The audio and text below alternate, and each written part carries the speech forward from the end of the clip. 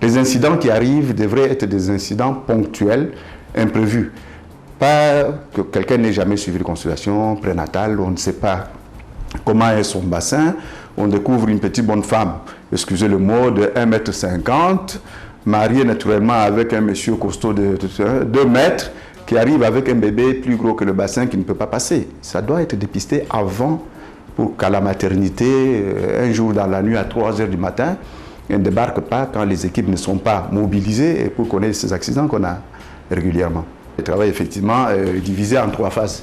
Vous avez donc la phase préliminaire, donc la phase latente, durant laquelle les événements se préparent. Les 3 événements qui sont importants, c'est la contraction des muscles utérins. Ce muscle-là doit se contracter. Il y a la dilatation du col. Au moment où ça se contracte, les muscles se contractent, il doit y avoir rétraction. Les fibres doivent se retirer vers le fond pour laisser la partie du bas, qui est le col, notamment celle-là, libre pour le passage. Donc il y a contraction, rétraction, responsable de la dilatation du col, qui vont se terminer par l'expulsion du fœtus qui est à l'intérieur. Vous voyez, voici le mécanisme. Mais maintenant, dans la première phase, elle concerne surtout les contractions et leur effet sur le col. Les contractions doivent permettre la rétraction et la dilatation du col. Cette phase, elle est appelée la phase préliminaire, si vous voulez, la phase avant le travail. C'est la première phase. On dit la phase latente. Tant que le col n'est pas dilaté jusqu'à un certain degré, environ 3 à 4 cm, on peut être sûr que le travail n'aura pas lieu. Il peut être retardé. Mais dès qu'on arrive à 3-4 cm de dilatation, on dit qu'on est réellement en phase de travail.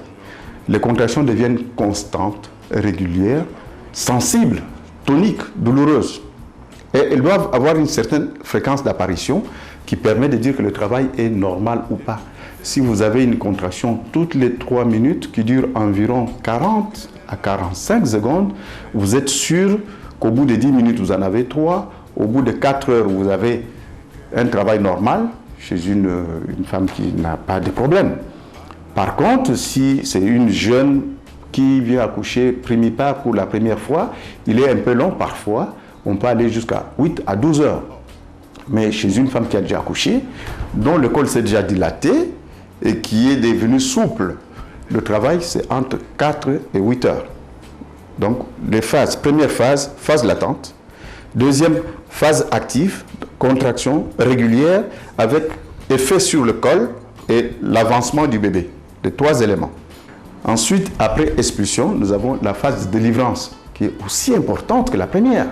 Autant ici on avait besoin que le col se dilate, autant après on veut que tous ces mécanismes de contraction puissent continuer pour permettre l'expulsion du placenta et la fermeture des vaisseaux qui étaient ouverts, des sinus vasculaires qui étaient ouverts, qui nourrissaient ce placenta, qui étaient engorgés pour nourrir l'utérus en travail, pour qu'il se ferme, pour qu'il n'y ait pas des hémorragies. Vous comprenez nettement que les complications qu'on peut avoir seront dans la première phase, une latence trop longue, retardant le travail, pouvant mettre la vie du petit en danger.